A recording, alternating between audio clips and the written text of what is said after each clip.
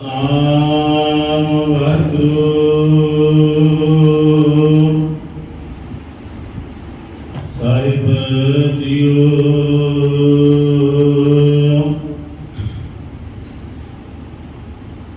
अमुल गुण अमुल व्यापार,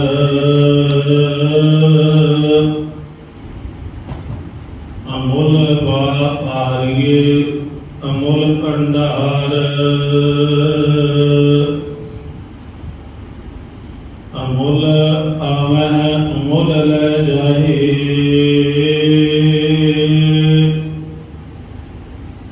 अमुल भाए अमुला समाहे।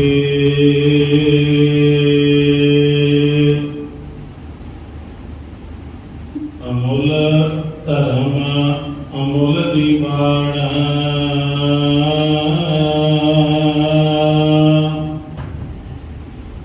अमुल तुल अमुल परमाण।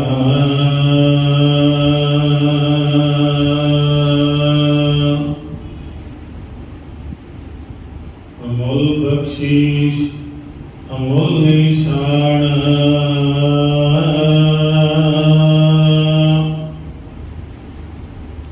अमुल कर्म अमुल फुरमान। अमुल अमुल आख्या ना जाए, आख आख रहे बिरबलाए।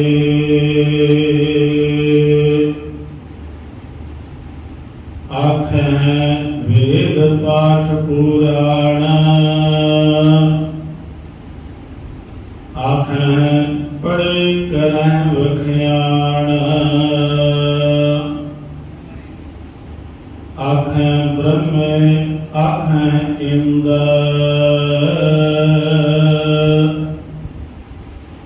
आखें गोपी ते गोविंद।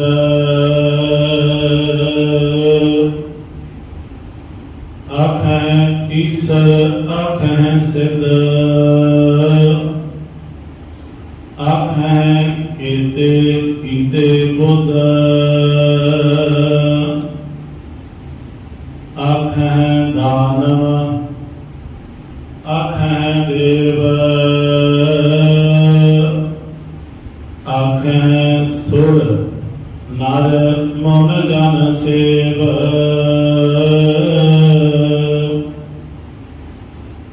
किते आखें आखण वाहे,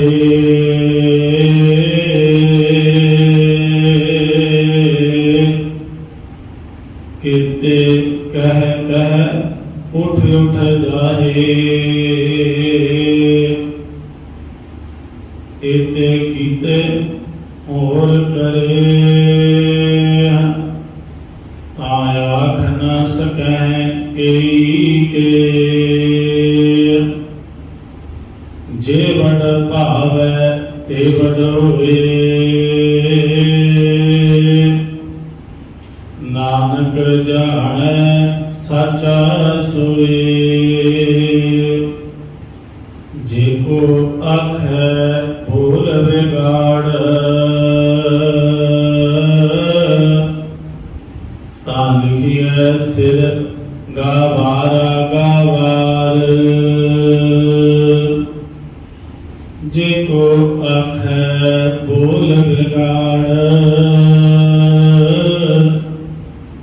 तां लिखिए सिर गावारा गावार।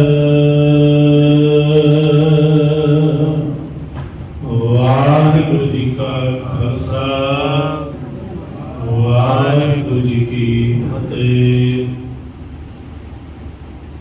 परम अते सन्मानयोग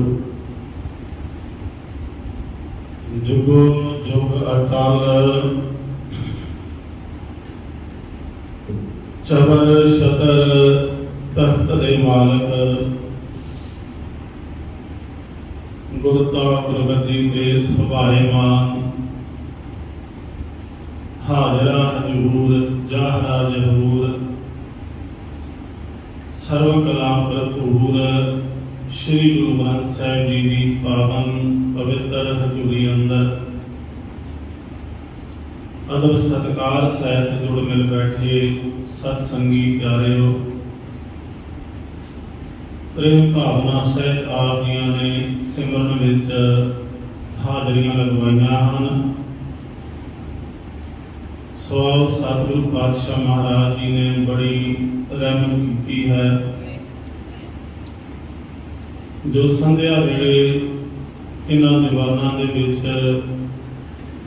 सानू साडी जिंदगी दे विचों कुछ समा अजिहा है जदों एक के असीं गुरबाणी दे नाल जुड़न दा यतन करदे हां।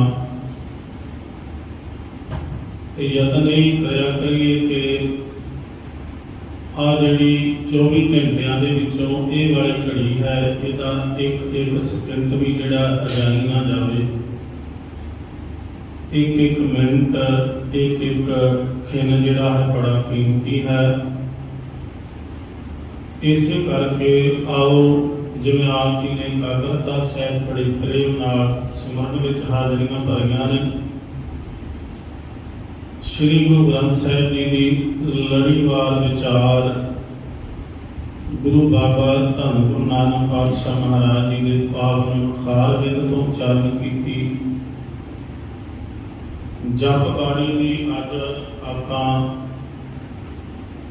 26वीं पौड़ी की विचार जिहड़ी है विचार अधीन है जो आपां समझण दा यतन करना है।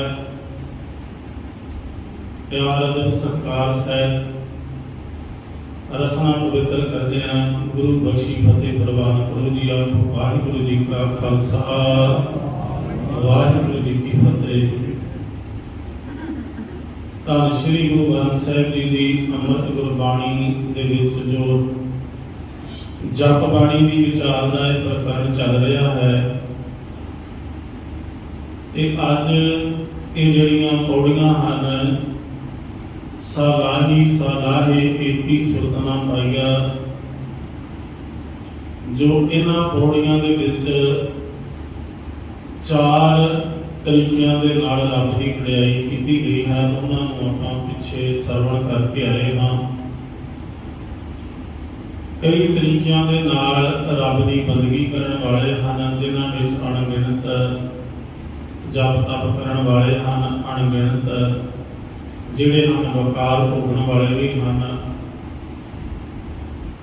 उसे परमात्मा दे जिहड़े बख्शिशां हैं कर्म हैं उस परमात्मा दे जिहड़े गुण हैं उन्हां दी कथनी किसी भी विच नहीं आउंदी, ना तो किसी गिणती विच है ना किसी मापदंड दे विच वो परमात्मा आउंदा है। हुण जिथे परमात्मा दे इन्हां गुणां दी विचार कर करके कई थक गए हैं उत्थे सतगुरु पातशाह महाराज जी ने अखीर दे उपर कल भी आपां एक पंक्ति सरवण की सी। सतगुरु पातशाह जी कथन करते हैं कि जिन्होंने परमात्मा अपनी सिफतो सलाह की दात बख्श देंदे हैं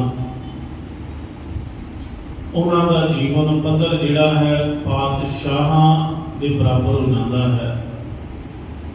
जिसनों बख्शे सिफत सलाह नानक पातशाही पातशाह भावें कि परमात्मा नूं बयान नहीं किया जा सकता पर जिसनों परमात्मा अपने गुणों की सिफतो सलाह करने की सिमरन करने की बंदगी करने की जाच बख्श देता है उन्हों का जीवन पातशाह के बराबर हो जाता है।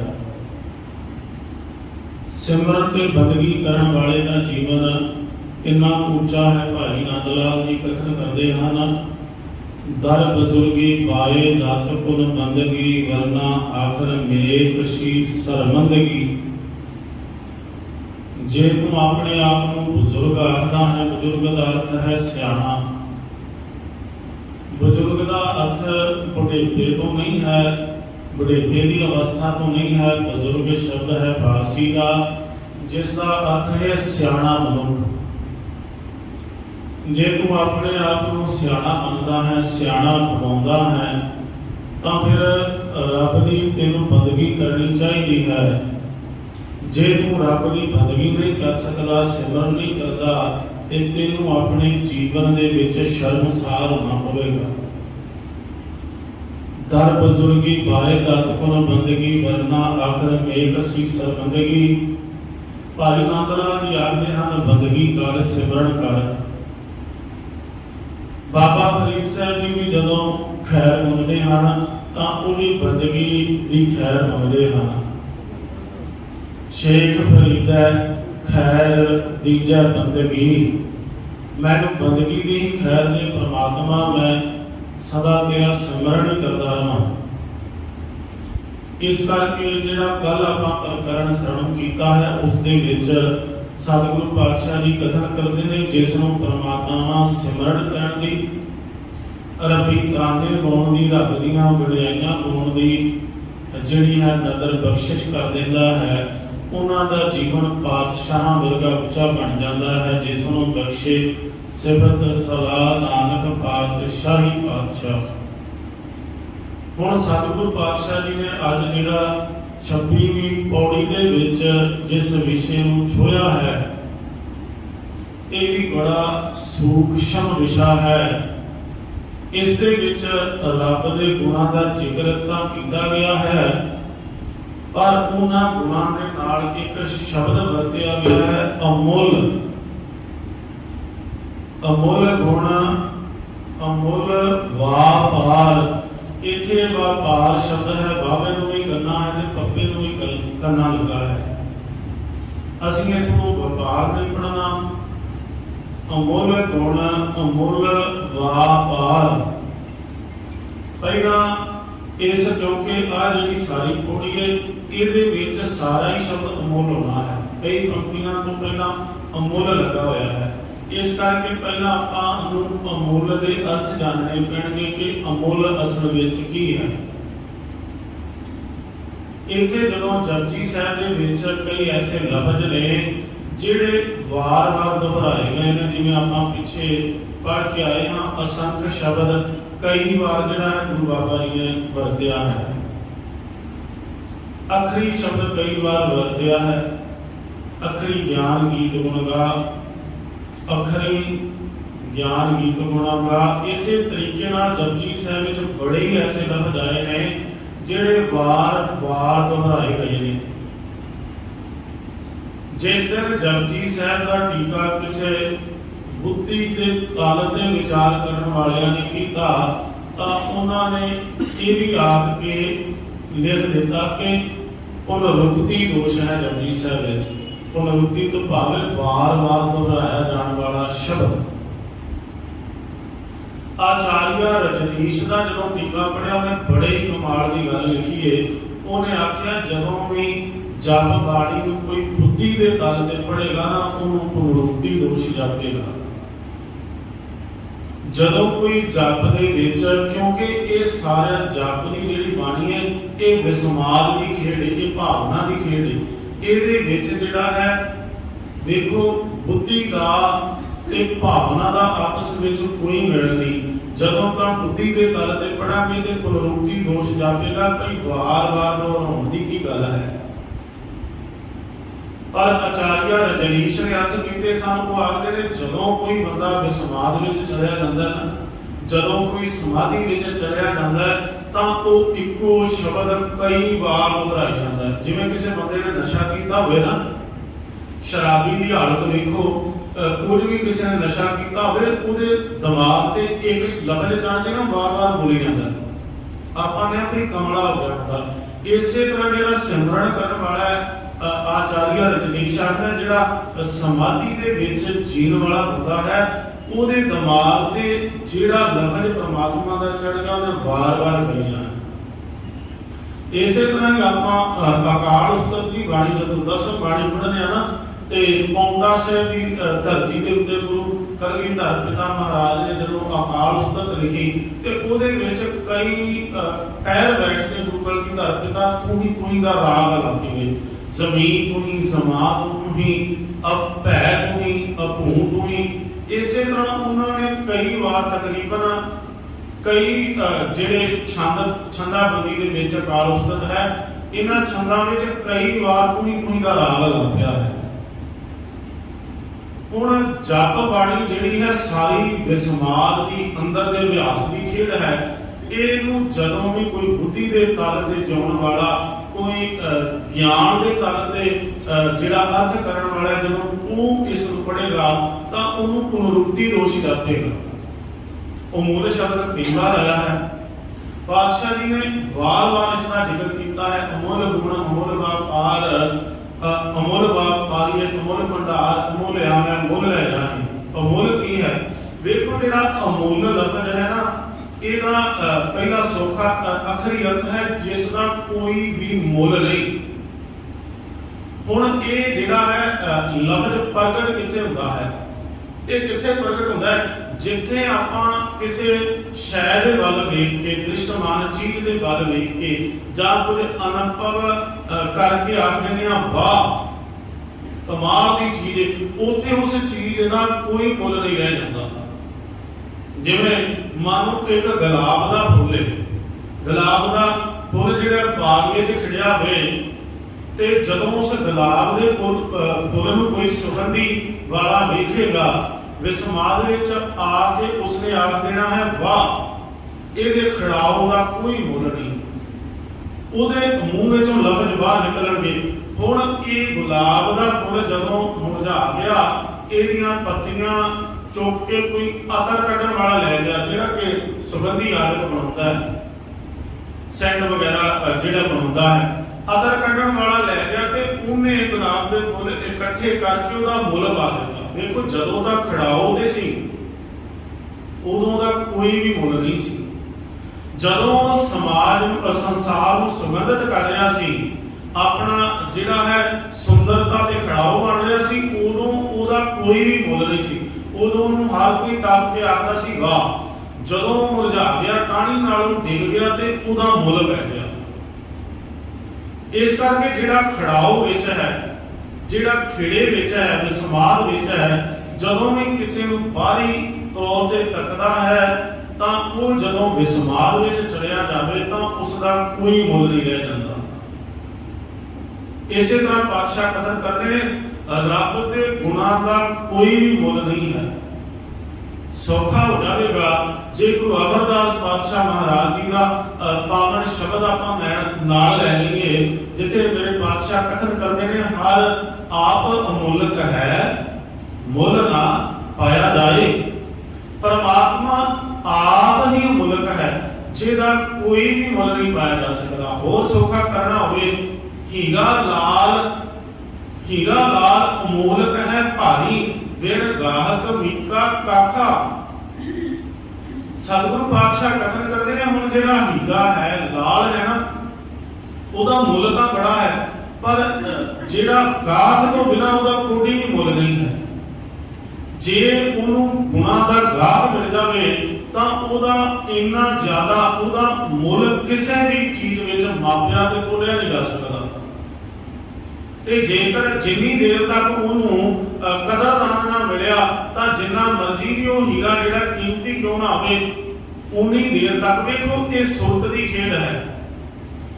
ਜਦੋਂ ਸਾਡੀ ਸੁਰਤ ਜਿਹੜੀ ਹੈ ਸਿਮਰਨ ਕਰਕੇ, ਜਪ ਕਰਕੇ, ਜਿਸ ਤਲ ਤੇ ਅਗਲੀ ਪੌੜੀ ਵਿੱਚ ਗੁਰੂ ਪਾਤਸ਼ਾਹ ਲਿਜਾਣਾ ਚਾਹੁੰਦੇ ਨੇ ਸੁਰਤ ਨੂੰ, ਕਿਉਂਕਿ ਅਗਲੀ ਪੌੜੀ ਜਿਹੜੀ ਹੈ 100 ਦੀ, ਇਹਨਾਂ ਸਾਰੀਆਂ ਪੌੜੀਆਂ ਕਿਉਂ ਲੱਗ ਕੇ ਸੁਰਤ ਨੇ 100 ਦੇ ਦਰਵਾਜ਼ੇ ਤੇ ਜਾ ਕੇ ਖੜਨਾ। ਜਦੋਂ ਉਹਨੂੰ ਇਹ ਅਨੁਭਵ ਹੋ ਗਿਆ ਰੱਬ ਦੇ ਗੁਣਾਂ ਦਾ, ਪਰਮਾਤਮਾ ਦੇ ਬਾਰੇ, ਕਿ ਉਹਦੇ ਜਿਤਨੇ ਵੀ ਗੁਣ ਨੇ ਉਹਨਾਂ ਦਾ ਕੋਈ ਮੁੱਲ ਨਹੀਂ, ਜਦੋਂ ਇਸ ਮਨ ਨੂੰ ਇਹ ਅਨੁਭਵ ਹੋ ਗਿਆ, ਫਿਰ ਇਸ ਨੇ 100 ਦੇ ਦਰਵਾਜ਼ੇ ਤੇ ਜਾ ਕੇ ਪਹੁੰਚਣਾ ਹੈ। ਅਮੋਲ ਗੁਣ, ਅਮੋਲ ਵਪਾਰ।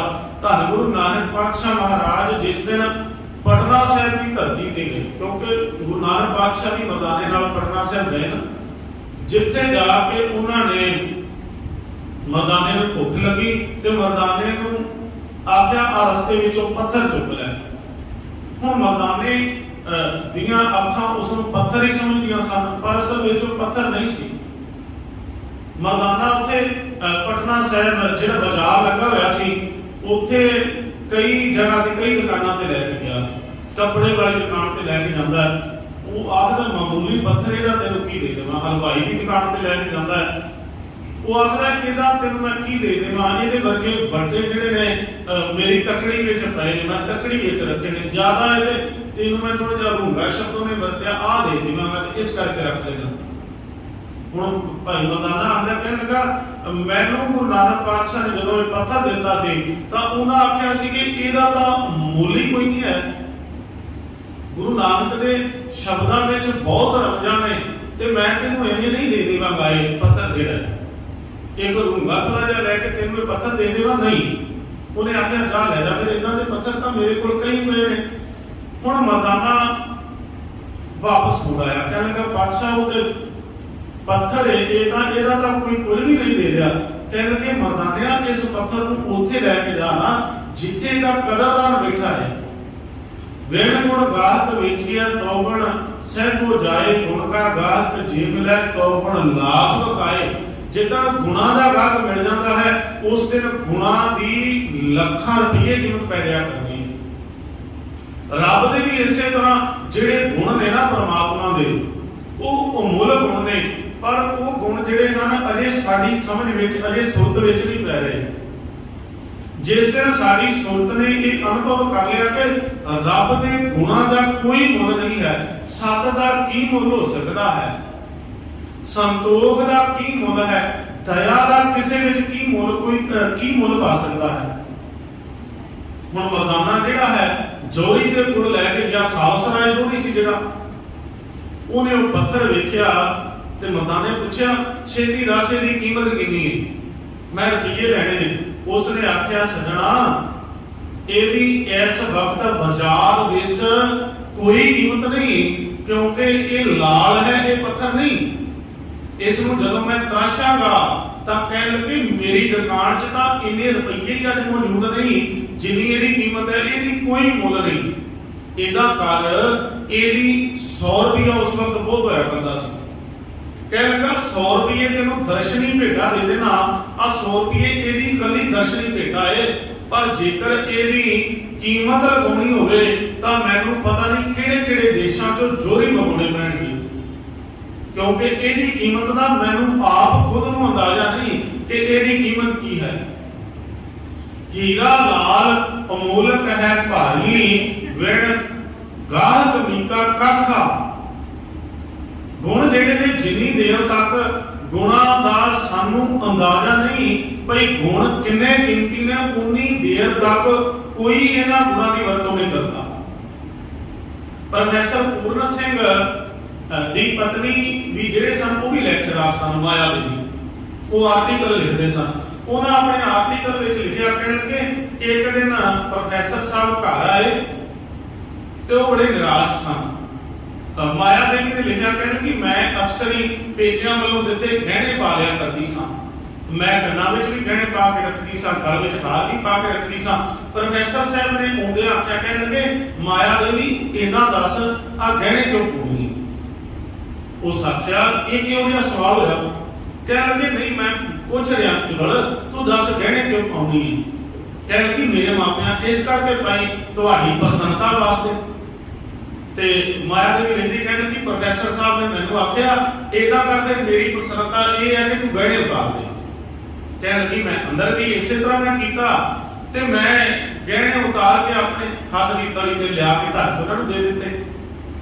ਤੇ ਕਹਿਣ ਲੱਗੀ ਫਿਰ ਪ੍ਰੋਫੈਸਰ ਸਾਹਿਬ ਆਂਦੇ ਨੇ ਇਹਨੂੰ ਕੱਪੜੇ ਵਿੱਚ ਲਪੇਟ ਕੇ ਲਿਆ। ਕਹਿਣ ਲੱਗੀ ਮੇਰੇ ਵਿਆਹ ਵਾਲਾ ਰੁਮਾਲ ਸੀ ਮੈਂ ਉਹਦੇ ਵਿੱਚ ਬੰਨ੍ਹ ਕੇ ਲਿਆ ਕੇ ਦੇ ਦਿੱਤੇ।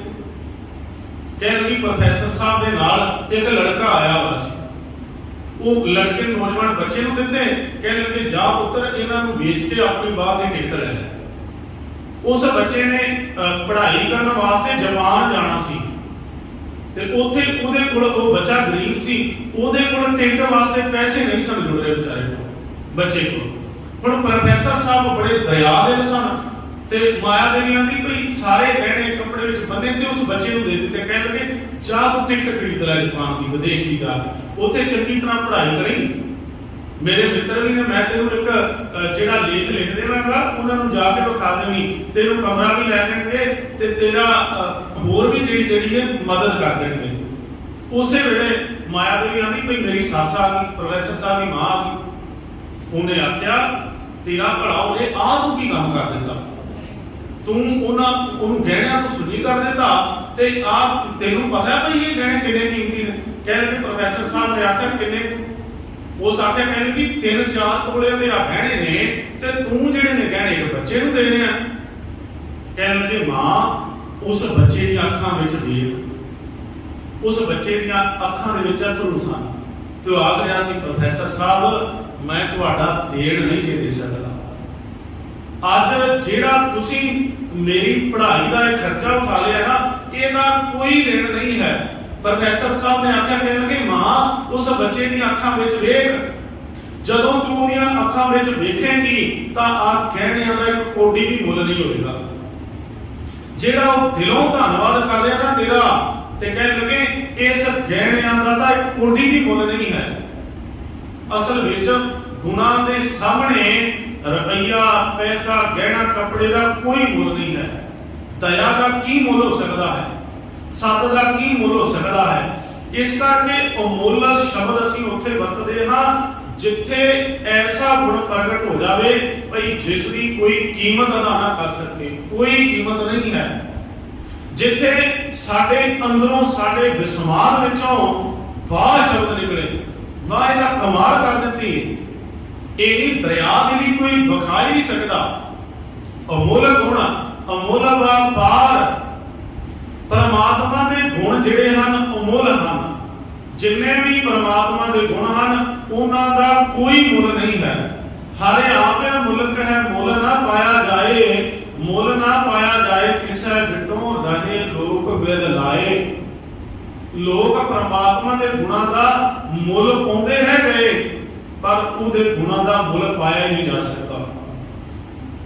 रहे लोक विद लाए ऐसा सतगुर जे मिलै तिसनों सिर सौंपिया विचों आप जाए। ऐसा परमात्मा जेकर मिल पवे, सतगुरु अकाल पुरख मिल पवे, उसनों अपना सिर भी भेंट कर दईए ते इसनों सिर सौंपिया विचों आप जाए। क्योंकि विच जिहड़ा हुमै दा पता है वो कट के परत कर दईए। हुमै वेले कंध ढा के उस सतगुरु अकाल पुरख नूं अपना सिर अर्पण कर दईए। ऐसा सतगुर जे मिलै तिसनों सिर सौंपिया विचों आप जाए। पातशाह कृपालता करते हैं, गुणां दा कोई मुल नहीं है संसार विच।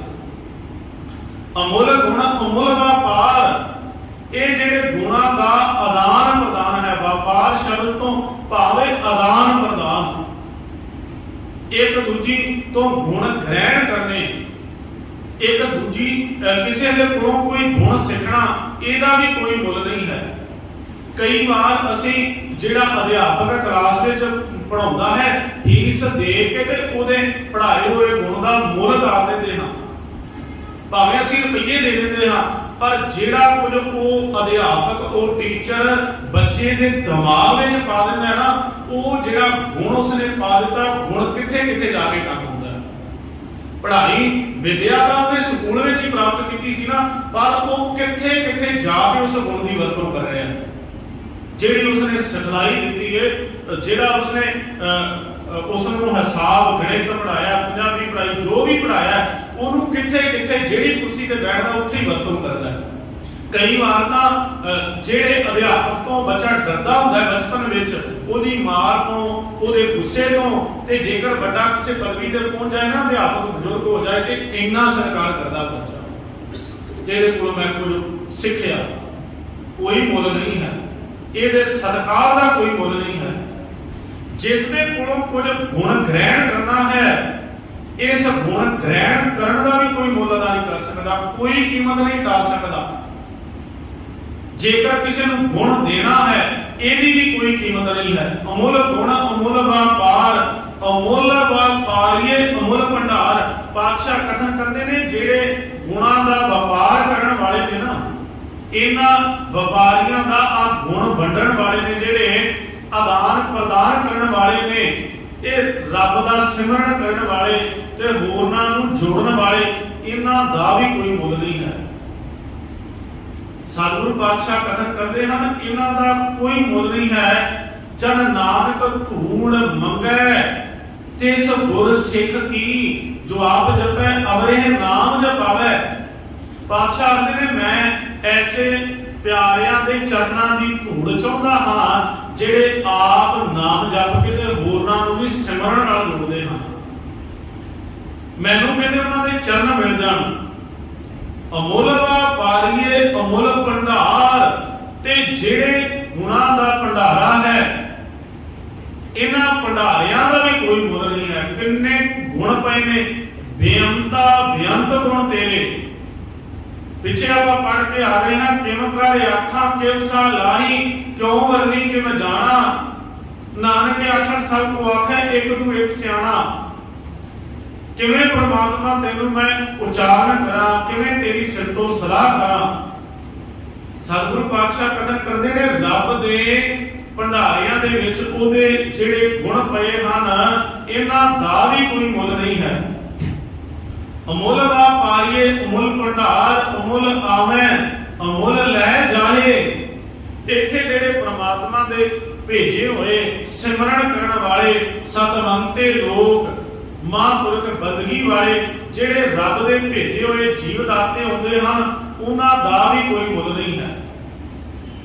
ਅਮੁੱਲ ਆਵੈ ਅਮੁੱਲ ਲੈ ਜਾਏ, ਤੇ ਜਿਹੜਾ ਕੁਝ ਉਹ ਇਥੋਂ ਚੰਗਾ ਕੁਝ ਇਕੱਠਾ ਕਰਕੇ ਤੁਰਦੇ ਹਨ ਉਹਨਾਂ ਦਾ ਵੀ ਕੋਈ ਕੀਮਤ ਨਹੀਂ ਪਾ ਸਕਦਾ। ਕਹਿਣ ਨਾ ਜਾਏ ਤੇਰੀ ਤਿਲ ਵਡਿਆਈ। ਕਹਿਣ ਲੱਗੇ ਪ੍ਰਮਾਤਮਾ ਜਿਹੜਾ ਕੁਝ ਇਥੋਂ ਸੰਸਾਰ ਤੋਂ ਕਮਾ ਕੇ ਜਿਹੜੇ ਸਤਵੰਤੇ ਲੋਕ ਮਹਾਂਪੁਰਖ ਲੋਕ ਬੰਦਗੀ ਦੀਆਂ ਦਾਤਾਂ ਲੈ ਕੇ ਜਾਂਦੇ ਹਨ ਉਹਨਾਂ ਦਾ ਵੀ ਕੋਈ ਮੁੱਲ ਨਹੀਂ ਹੈ। ਸਤਿਗੁਰੂ ਪਾਤਸ਼ਾਹ ਕਥਨ ਕਰਦੇ ਹਨ ਜਿਹੜੇ ਸਿਮਰਨ ਜਪਾਉਂਦੇ ਹਨ, ਸੰਸਾਰ ਨੂੰ ਸਿਮਰਨ ਨਾਲ ਜੋੜਦੇ ਹਨ, ਆਪਣਾ ਵੀ ਜੀਵਨ ਜਿਹੜਾ ਹੈ ਮੁਕਤ ਕਰ ਲੈਂਦੇ ਨੇ ਤੇ ਆਪਣੇ ਨਾਲ ਵਾਲਿਆਂ ਨੂੰ ਵੀ ਉਹਨਾਂ ਦਾ ਵੀ ਕੋਈ ਮੁੱਲ ਨਹੀਂ ਹੈ।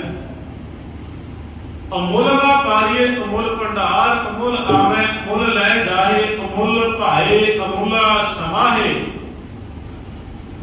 ਭਾਏ ਤੋਂ ਅਰਥ ਹੈ ਭਾਣੇ ਦੇ ਵਿੱਚ ਰਜਾ ਦੇ ਵਿੱਚ ਚੱਲਣ ਵਾਲੇ, ਰੱਬੀ ਰਜਾ ਵਿੱਚ ਚੱਲਣ ਵਾਲਿਆਂ ਦੀ ਵੀ ਕੋਈ ਕੀਮਤ ਨਹੀਂ ਹੈ।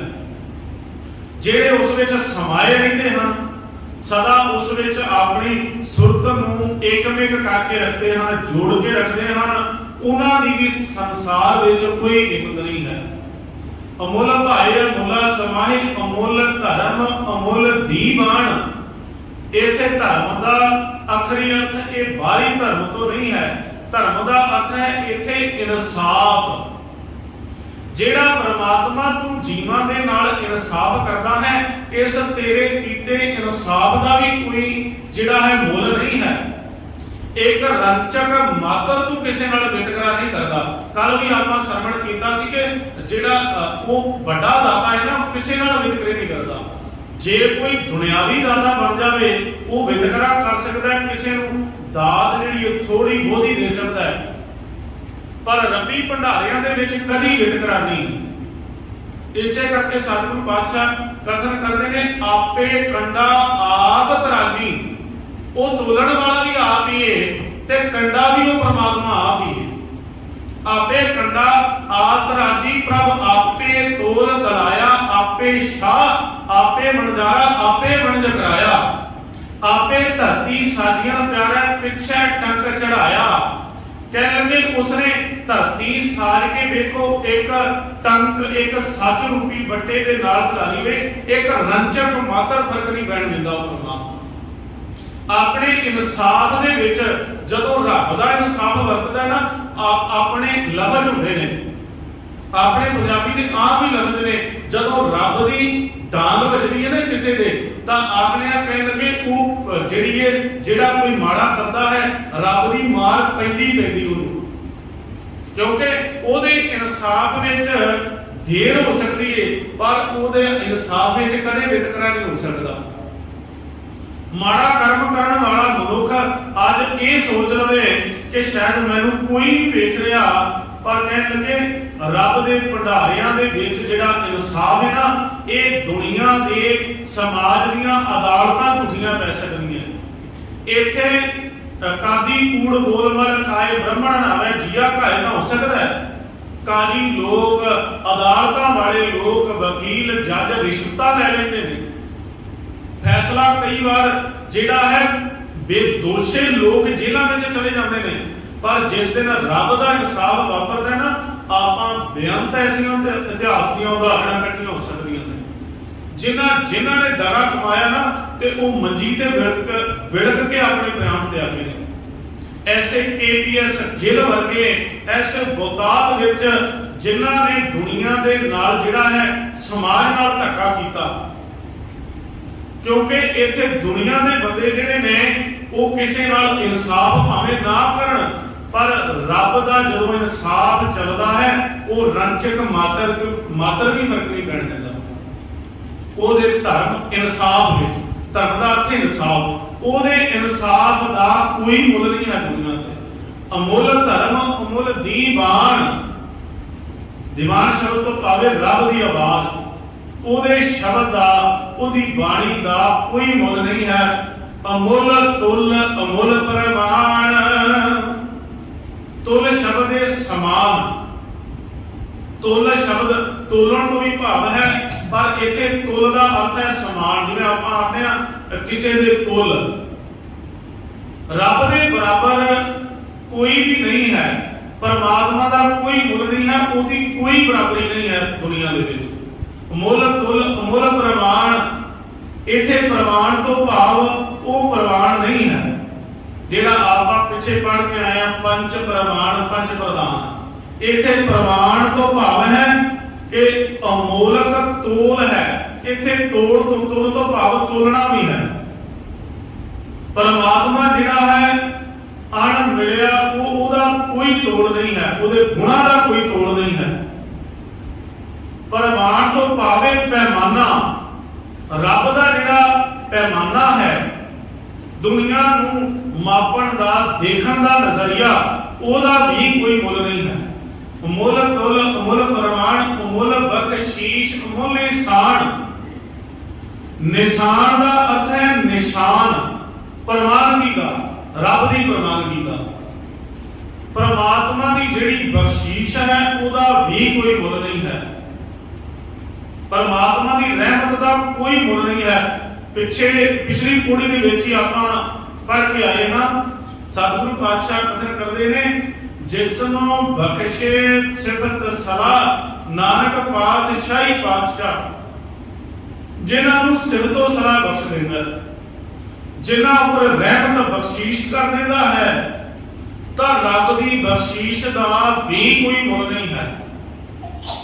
ਉਹਦੀ ਜਿਹੜੀ ਨਜ਼ਰ ਹੈ, ਵੇਖੋ ਉਦਾਹਰਨ ਦੇ ਤੌਰ ਤੇ ਜੇਕਰ ਆਪਾਂ ਲੈ ਲਈਏ ਤੇ ਕਈ ਵਾਰ ਆਪਾਂ ਮਨ ਵਿੱਚ ਇਹ ਅਹਿਸਾਸ ਪੈਦਾ ਜ਼ਰੂਰ ਕਰ ਲੈਂਦੇ ਹਾਂ। ਅਸੀਂ ਆਖਦੇ ਹਾਂ ਕਿ ਸ਼ਾਇਦ ਰੱਬ ਨੇ ਸਾਡੇ ਨਾਲ ਕੋਈ ਵਿਤਕਰਾ ਕੀਤਾ ਹੋਇਆ ਹੈ, ਸਾਡੇ ਕੋਲ ਸੁੱਖ ਸਹੂਲਤਾਂ ਨਹੀਂ, ਪੈਸਾ ਰੁਪਈਆ ਨਹੀਂ ਹੈ। ਜੇਕਰ ਅਸੀਂ ਇਹ ਮੰਨਦੇ ਹਾਂ ਕਿ ਰੱਬ ਦੀ ਰਹਿਮਤ ਦਾ ਕੋਈ ਮੁੱਲ ਨਹੀਂ ਹੈ, ਉਹਦਾ ਪੈਮਾਨਾ ਬਰਾਬਰ ਹੈ, ਫਿਰ ਕਈ ਉਹਦੀ ਰਹਿਮਤ ਤੋਂ ਵਾਂਝੇ ਕਿਉਂ ਰਹਿ ਜਾਂਦੇ ਹਨ? ਇਹਦਾ ਵੀ ਇੱਕ ਕਾਰਨ ਹੈ। ਮੰਨ ਲਓ ਜਿਵੇਂ ਸੂਰਜ ਜਦੋਂ ਚੜ੍ਹਦਾ ਹੈ, ਉਹਦੀਆਂ ਕਿਰਨਾਂ ਜਿਹੜੀਆਂ ਨੇ ਸਾਰੇ ਸੰਸਾਰ ਨੂੰ ਰੋਸ਼ਨਾਈ ਕਰ ਦਿੰਦੀਆਂ ਨੇ। ਸੂਰਜ ਦੀਆਂ ਕਿਰਨਾਂ ਹਰ ਇੱਕ ਤੱਕ ਜਾਂਦੀਆਂ ਨੇ, ਪਰ ਸੂਰਜ ਦੀ ਕਿਰਨ ਜਿਹੜਾ ਮਨੁੱਖ ਕਮਰੇ ਦੇ ਬੂਹੇ ਬਾਰੀਆਂ ਬੰਦ ਕਰ ਦੇਵੇ, ਸੂਰਜ ਦੀਆਂ ਕਿਰਨਾਂ ਵੀ ਉੱਥੇ ਨਹੀਂ ਜਾ ਸਕਦੀਆਂ। ਹੁਣ ਇਹਦੇ ਵਿੱਚ ਕੋਈ ਮਨੁੱਖ ਜਿਹੜਾ ਸੂਰਜ ਨੂੰ ਦੋਸ਼ ਦੇਈ ਜਾਵੇ ਕਿ ਅੱਜ ਸੂਰਜ ਨਹੀਂ ਚੜਿਆ, ਆਪਣੇ ਕਮਰੇ ਦੇ ਦਰਵਾਜ਼ੇ ਉਹ ਬੰਦ ਕਰ ਲਵੇ ਤੇ ਆਕੇ ਸੂਰਜ ਦੀਆਂ ਕਿਰਨਾਂ ਮੇਰੇ ਕਮਰੇ ਵਿੱਚ ਨਹੀਂ ਆਈਆਂ। ਹੁਣ ਇਹਦੇ ਵਿੱਚ ਸੂਰਜ ਦਾ ਕੋਈ ਦੋਸ਼ ਨਹੀਂ ਹੈ। ਸੂਰਜ ਏਕੋ ਰੁੱਤ ਅਨੇਕ ਨਾਨਕ ਕਰਤੇ ਕੇ ਕੀਤੇ ਵੇਸ, ਇਹਦੇ ਵਿੱਚ ਸੂਰਜ ਦਾ ਕੋਈ ਵੀ ਦੋਸ਼ ਨਹੀਂ ਹੈ। ਇਸੇ ਤਰ੍ਹਾਂ ਪਰਮਾਤਮਾ ਦੀ ਰਹਿਮਤ ਹੈ। ਕਈ ਲੋਕ ਆਪਣੇ ਭਾਵਨਾ ਵਾਲੇ, ਦਿਲ ਦੇ ਹਿਰਦੇ ਵਾਲੇ ਦਰਵਾਜ਼ੇ ਬੰਦ ਕਰੀ ਬੈਠੇ ਨੇ। ਕਈਆਂ ਨੇ ਆਪਣੀ ਬੁੱਧੀ ਦਾ ਪੈਮਾਨਾ ਬੁਲਾਇਆ ਹੋਇਆ ਹੈ। ਜਿਨ੍ਹਾਂ ਉਚਾਈਆਂ ਉੱਤੇ ਬੁੱਧੀ ਖੰਭ ਸਾੜ ਟੱਠੀ, ਉੱਥੇ ਮਨ ਮਲੋ ਮਲੀ ਮਾਰਦਾ ਉਡਾਰੀਆਂ।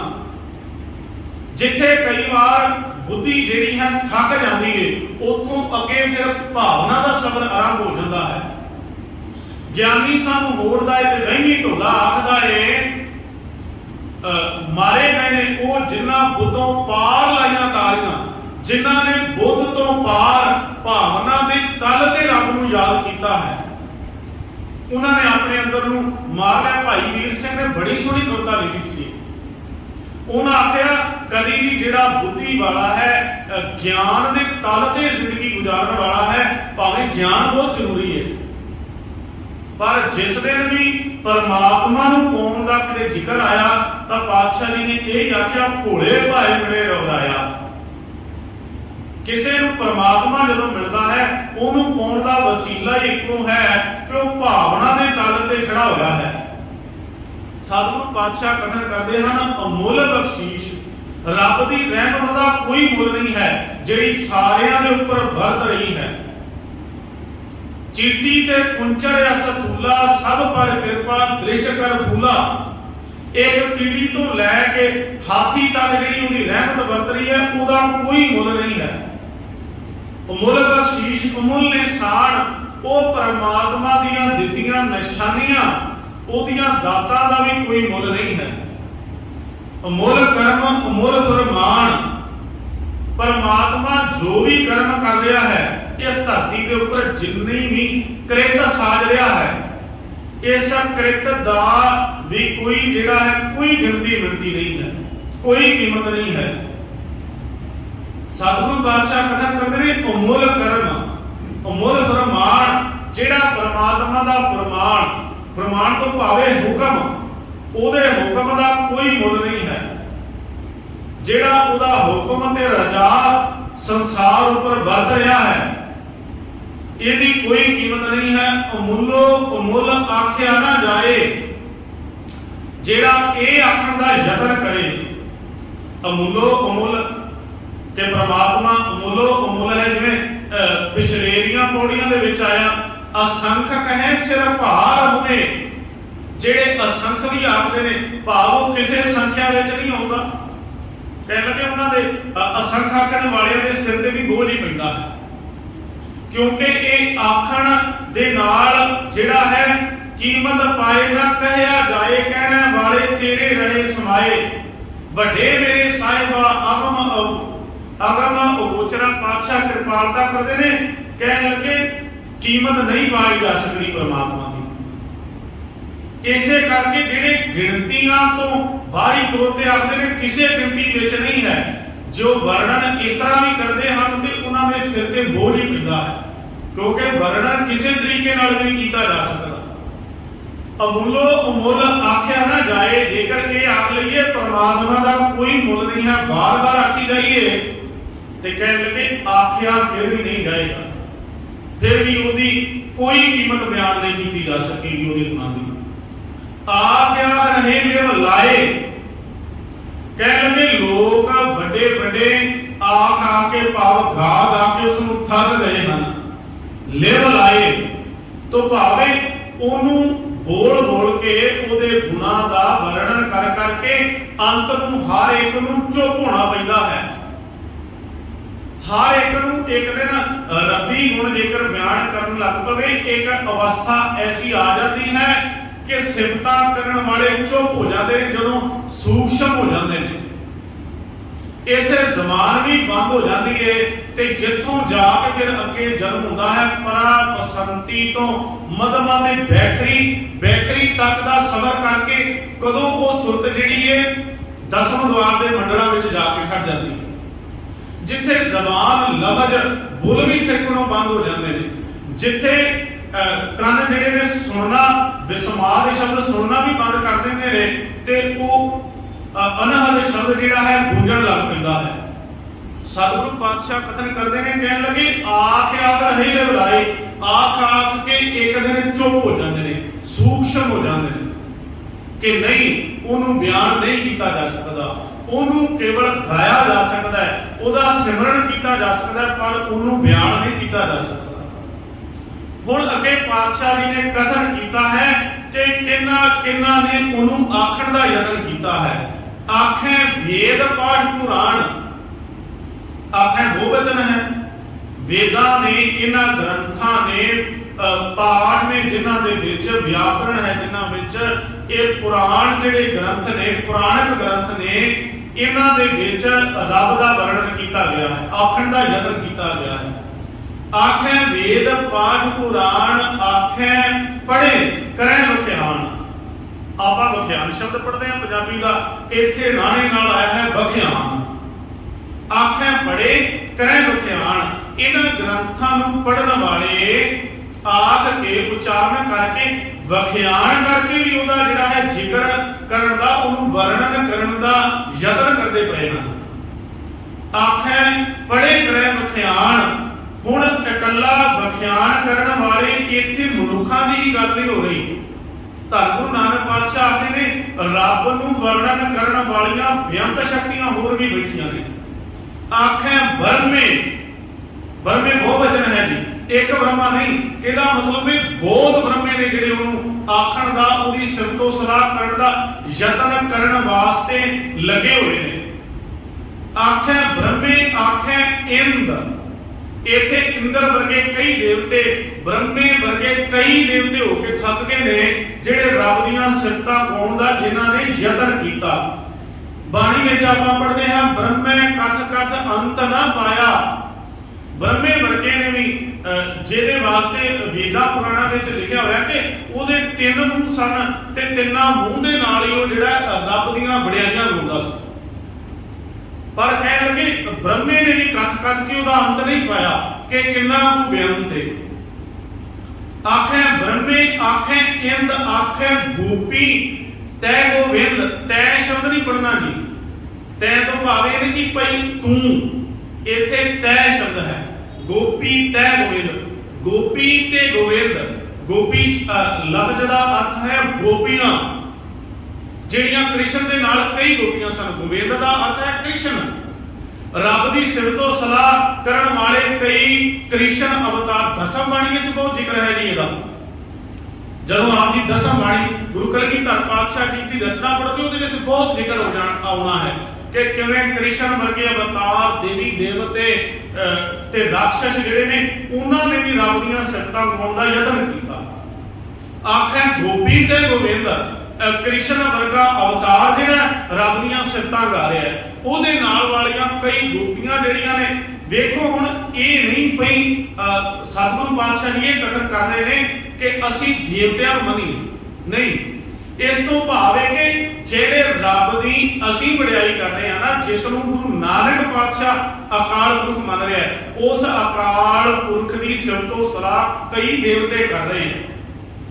ਹੁਣ ਇਹਦੀ ਤੋਂ ਜਿਹੜੀ ਅਗਲੀ ਪੌੜੀ ਆਰੰਭ ਹੋਣੀ ਹੈ ਨਾ, ਉਸ ਪੌੜੀ ਵਿੱਚ ਉਹਨਾਂ ਵੀ ਚੀਜ਼ਾਂ ਦਾ ਜ਼ਿਕਰ ਆਉਣਾ ਹੈ ਜਿਨ੍ਹਾਂ ਨੂੰ ਸਾਇੰਸਦਾਨ ਸੋਚ ਹੀ ਨਹੀਂ ਸਕਦੇ ਭਈ ਇਹ ਵੀ ਰੱਬ ਦੀ ਵਡਿਆਈ ਗਾ ਸਕਦੇ ਨੇ। ਜਦੋਂ ਅੱਗੇ ਆ ਕੇ ਜ਼ਿਕਰ ਹੋਣਾ ਹੈ ਕੇਤੇ ਪਵਨ ਪਾਣੀ ਵੇ ਸੰਤਰ, ਕੇਤੇ ਗਾਨ ਮਹੇਸ਼। ਹੁਣ ਪਵਨ ਹੈ, ਪਾਣੀ ਹੈ, ਇਹ ਰੱਬ ਦੀਆਂ ਕਿਵੇਂ ਵਡਿਆਈਆਂ ਗਾ ਸਕਦੇ ਨੇ? ਹੁਣ ਸਾਇੰਸਦਾਨ ਇੱਥੇ ਚੁੱਪ ਹੋ ਜਾਵੇਗਾ। ਪਰ ਗੁਰੂ ਨਾਨਕ ਪਾਤਸ਼ਾਹ ਜੀ ਨੇ ਤਾਂ ਇਹ ਵੀ ਕਥਨ ਕਰ ਦਿੱਤਾ, ਕਹਿਣ ਲੱਗੇ ਪਵਨ ਵੀ ਉਹਨੂੰ ਗਾ ਰਹੀ ਹੈ ਤੇ ਪਾਣੀ ਵੀ ਉਹਨੂੰ ਗਾ ਰਿਹਾ। ਆਸਾ ਦੀ ਵਾਰ ਵਿੱਚ ਜ਼ਿਕਰ ਮਿਲ ਜਾਂਦਾ, ਭੈ ਵਿੱਚ ਪਵਨ ਮਹਿ ਸਦਵਾਓ, ਭੈ ਵਿੱਚ ਚੱਲੇ ਲੱਖ ਦਰਿਆਓ। ਭੈ ਦੇ ਵਿੱਚ ਕਿ ਰੱਬ ਦੇ ਹੁਕਮ ਦੇ ਵਿੱਚ, ਉਹਦੇ ਨਿਯਮ ਦੇ ਵਿੱਚ। ਹਵਾ ਵੀ ਉਹਦੇ ਨਿਯਮ ਵਿੱਚ ਚੱਲ ਰਹੀ ਹੈ, ਲੱਖਾਂ ਦਰਿਆ ਉਹਦੇ ਨਿਯਮ ਵਿੱਚ, ਉਹਦੇ ਹੁਕਮ ਦੇ ਵਧੇ ਚੱਲ ਰਹੇ ਨੇ। ਸੂਰਜ, ਚੰਦਰਮਾ, ਤਾਰੇ ਬੇਅੰਤ ਜਿਹੜੀਆਂ ਇਹ ਸ਼ਕਤੀਆਂ ਨੇ ਉਹਦੇ ਹੁਕਮ, ਉਹਦੇ ਨਿਯਮ ਵਿੱਚ ਕੰਮ ਕਰ ਰਹੀਆਂ। ਇਹਦਾ ਮਤਲਬ ਹੈ ਕਿ ਇੱਕ ਮਨੁੱਖੀ ਜਿਹੜਾ ਉਹ ਰੱਬੀ ਵਡਿਆਈ ਨਹੀਂ ਗਾ ਰਿਹਾ। ਇੱਥੇ ਸੰਸਾਰ ਵਿੱਚ ਐਸੀਆਂ ਬੇਅੰਤ ਸ਼ਕਤੀਆਂ ਜਿਹੜੀਆਂ ਉਸ ਅਕਾਲ ਪੁਰਖ ਨੂੰ ਆਰਾਧ ਰਹੀਆਂ। ਕਿਹੜੇ ਪ੍ਰਮਾਤਮਾ ਨੂੰ ਜਿਹੜਾ ਅਸੀਂ ਇੱਕ ਪੜ੍ਹ ਕੇ ਆਏ ਹਾਂ, ਜਿਹੜਾ ਇੱਕ ਓੰਕਾਰ ਹੈ। ਆਖੇ ਗੋਪੀ ਤੈ ਗੋਬਿੰਦ। ਗੋਪੀਆਂ ਤੇ ਗੋਬਿੰਦ, ਕ੍ਰਿਸ਼ਨ ਤੇ ਉਹਦੀਆਂ ਗੋਪੀਆਂ ਵੀ ਕਈ ਤਰੀਕਿਆਂ ਨਾਲ ਰੱਬ ਦੀਆਂ ਸਿਫਤਾਂ ਗਾਉਣ ਵਾਸਤੇ ਲੱਗੇ ਹੋਏ ਨੇ। ਆਖੇ ਈਸ਼ਰ, ਆਖੇ ਸਿੱਧ। ਈਸ਼ਰ ਤੋਂ ਭਾਵੇਂ ਸ਼ਿਵ ਦੇਵਤਾ, ਸ਼ਿਵ ਜੀ ਵਰਗੇ ਦੇਵਤੇ ਤੇ ਸਿੱਧ ਜਿਹੜੇ ਸਾਧਨਾ ਕਰਨ ਵਾਲੇ ਸਨ, ਜੋਗੀ ਜੰਗਮ ਸਨ, ਉਹ ਵੀ ਰੱਬ ਦੀਆਂ ਬੇਅੰਤ ਵਡਿਆਈਆਂ ਕਰ ਰਹੇ ਨੇ। ਜਿਸ ਦਿਨ ਸਿੱਧਾਂ ਦੇ ਨਾਲ, ਜੋਗੀਆਂ ਦੇ ਨਾਲ ਗੁਰੂ ਨਾਨਕ ਪਾਤਸ਼ਾਹ ਜੀ ਦੀ ਚਰਚਾ ਹੋਈ ਨਾ, ਤਾਂ ਸਿੱਧਾ ਨੇ ਆਖਿਆ, ਕਹਿਣ ਲੱਗੇ ਇੱਕ ਦੂਜੀ ਨੂੰ ਆਲੋ ਗੱਲਾਂ ਕਰਨ ਲੱਗੇ, ਕਹਿਣ ਲੱਗੇ ਓਏ ਵੇਖੋ ਨਾਨਕ ਤਾਂ ਕਿਸੇ ਵੀ ਚੀਜ਼ ਦਾ ਦਾਵਾ ਨਹੀਂ ਕਰਦਾ, ਨਾ ਜਪ ਦਾ, ਨਾ ਤਪ ਦਾ, ਨਾ ਪ੍ਰਮਾਤਮਾ ਦੇ ਗੁਣਾਂ ਦਾ, ਇਹ ਤਾਂ ਕੁਝ ਵੀ ਦਾਵਾ ਨਹੀਂ ਕਰਦਾ। ਗੁਰੂ ਨਾਨਕ ਪਾਤਸ਼ਾਹ ਨੇ ਆਖਿਆ ਦਾਵਾ ਹੈ ਹੀ ਕੁਝ ਨਹੀਂ, ਰੱਬ ਦੇ ਸਿਮਰਨ ਦਾ, ਜਪ ਦਾ, ਤਪ ਦਾ ਜਾਂ ਰੱਬ ਦੇ ਗੁਣਾਂ ਦਾ ਕੀ ਦਾਵਾ ਕੋਈ ਕਰ ਸਕਦਾ? ਇੱਥੇ ਬੰਦਾ ਇੱਕ ਜਪਜੀ ਸਾਹਿਬ ਦਾ ਪਾਠ ਕਰਦੇ ਨੇ ਤੇ ਜਿੰਨਾ ਚਿਰ ਸਾਰੇ ਨਗਰ ਵਿੱਚ ਦਾਵਾ ਨਾ ਬਣੇ ਕਿ ਮੈਂ ਇਹਨੇ ਪਾਠ ਕੀਤੇ ਤੇ ਉਨੀ ਦੇਰ ਤੱਕ ਉਹਨੂੰ ਯਕੀਨ ਹੀ ਨਹੀਂ ਹੁੰਦਾ, ਹਾਂ ਮੈਂ ਇਹ ਕੰਮ ਕਰ ਲਿਆ। ਧੰਨ ਗੁਰੂ ਨਾਨਕ ਪਾਤਸ਼ਾਹ ਨੇ ਸਿੱਧਾ ਵਾਕਿਆ ਕਹਿਣ ਲੱਗੇ, ਸਿੱਧੋ ਇੱਥੇ ਦਾਵਾ ਹੈ ਹੀ ਕੋਈ ਨਹੀਂ, ਨਾ ਜਪ ਦਾ, ਨਾ ਤਪ ਦਾ, ਨਾ ਰੱਬ ਦੇ ਗੁਣਾਂ ਦਾ ਕੋਈ ਦਾਵਾ ਨਹੀਂ ਹੈ। ਆਖੇ ਈਸ਼ਰ, ਆਖੇ ਸਿੱਧ, ਸ਼ਿਵ ਜੀ ਵਰਗੇ ਦੇਵਤੇ ਵੀ ਉਹ ਰੱਬ ਦੀਆਂ ਸਿਫਤਾਂ ਵਡਿਆਈਆਂ ਗਾ ਰਹੇ ਨੇ, ਸਿੱਧ ਸਾਧਨਾ ਕਰਨ ਵਾਲੇ ਵੀ ਗਾ ਰਹੇ ਨੇ। ਆਖੇ ਕੀਤੇ ਬੁੱਧ। ਹੁਣ ਇਹ ਪੌੜੀ ਦਾ ਪ੍ਰਕਰਨ ਜਿਹੜਾ ਇਹਦੇ ਵਿੱਚ ਅਵਤਾਰਾਂ ਦਾ ਜ਼ਿਕਰ ਹੋ ਰਿਹਾ, ਇਸ ਕਰਕੇ ਬੁੱਧ ਸ਼ਬਦ ਦੇ ਅਰਥ ਕਦੀ ਵੀ ਇੱਥੇ ਬੁੱਧ ਅਵਲ ਨਹੀਂ ਹੋਣਗੇ। ਬੁੱਧ ਸ਼ਬਦ ਦੇ ਹੋਣਗੇ ਜਿਹੜਾ ਬੁੱਧ ਇੱਕ ਅਵਤਾਰ, ਇੱਕ ਜਿਹੜਾ ਰੱਬ ਦੀ ਬੰਦਗੀ ਕਰਨ ਵਾਲਾ ਮਹਾਂਪੁਰਖ ਹੋਇਆ ਹੈ, ਉਹ ਬੁੱਧ। ਭਾਵ ਕਿ ਜੇ ਕ੍ਰਿਸ਼ਨ ਜਿਹੜਾ ਹੈ ਅਵਤਾਰ, ਇਹ ਰੱਬ ਦੀਆਂ ਸਿਫਤਾਂ ਗਾ ਰਹੇ ਨੇ, ਸ਼ਿਵ ਵਰਗੇ ਦੇਵਤੇ ਗਾ ਰਹੇ ਨੇ, ਤੇ ਇੱਥੇ ਬੁੱਧ ਵਰਗੇ ਵੀ ਜਿਹੜੇ, ਭਾਵੇਂ ਕਿ ਬੁੱਧ ਨੂੰ ਜਦੋਂ ਕਿਸੇ ਨੇ ਰੱਬ ਦੇ ਬਾਰੇ ਪੁੱਛਿਆ ਤੇ ਉਹ ਚੁੱਪ ਹੋ ਜਾਂਦਾ ਸੀ, ਉਹ ਆਖਦਾ ਸੀ ਕੁਝ ਬਿਆਨ ਨਹੀਂ ਕਰ ਸਕਦਾ ਮੈਂ। ਉਹ ਹੁਣ ਬੁੱਧ ਦਾ ਜਿਹੜਾ ਨਿਯਮ ਸੀ, ਜਦੋਂ ਬੁੱਧ ਧਰਮ ਸੀ ਪੜਾਂਗੇ, ਉਹ ਆਖਦਾ ਰੱਬ ਦੇ ਬਾਰੇ ਬਹੁਤਾ ਗਿਆਨ ਮੰਨਣ ਦੇ ਨਾਲੋਂ ਚੁੱਪ ਹੋ ਜਾਵੋ, ਕਿਉਂਕਿ ਉਹਨੂੰ ਬਿਆਨ ਕੀਤਾ ਹੀ ਜਾ ਸਕਦਾ, ਕੀ ਕੁਝ ਆ ਕੇ ਬਿਆਨ ਕਰਾਂਗੇ। ਆਖੇ ਕੀਤੇ ਤੋਂ ਭਾਵੇਂ ਕਈ, ਆਖੇ ਕੀਤੇ ਬੁੱਧ, ਕਈ ਤਰੀਕਿਆਂ ਦੇ ਬੁੱਧ ਵਰਗੇ ਅਵਤਾਰ ਜਿਹੜੇ ਨੇ ਉਹ ਵੀ ਰੱਬ ਦੀਆਂ ਸਿਫਤਾਂ ਗਾ ਰਹੇ ਨੇ, ਭਾਵੇਂ ਉਹਨਾਂ ਬਿਆਨ ਨਹੀਂ ਕੀਤਾ ਕਿ ਰੱਬ ਕਿਹੋ ਜਿਹਾ, ਕੀ ਕੁਝ ਹੈ, ਕੀ ਖੇਡ ਹੈ, ਪਰ ਗੁਰੂ ਨਾਨਕ ਪਾਤਸ਼ਾਹ ਆਖਦੇ ਨੇ ਉਹ ਵੀ ਕਿਤੇ ਨਾ ਕਿਤੇ ਗਾ ਕੇ ਜੁੜੇ ਨੇ ਰੱਬ ਦੇ ਨਾਲ।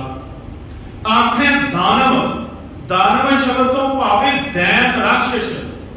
ਹੁਣ ਜੇਕਰ ਦੇਵੀ ਦੇਵਤੇ ਗਾ ਰਹੇ ਨੇ ਤੇ ਰਾਖਸ਼ ਜਿਹੜੇ ਨੇ ਉਹ ਦੈਤ, ਉਹ ਵੀ ਰੱਬ ਨੂੰ ਜਪਦੇ ਹੋਣਗੇ, ਕਿਉਂਕਿ ਆਪਾਂ ਜਦੋਂ ਹਰਨਾਕਸ਼ ਦਾ ਜ਼ਿਕਰ ਪੜ੍ਹਦੇ ਆ ਤੇ ਹਰਨਾਕਸ਼ ਨੇ ਇੰਦ ਦਾ ਵਰ ਪ੍ਰਾਪਤ ਨਹੀਂ ਕੀਤੇ ਹੋਣਗੇ ਰੱਬ ਕੋਲੋਂ।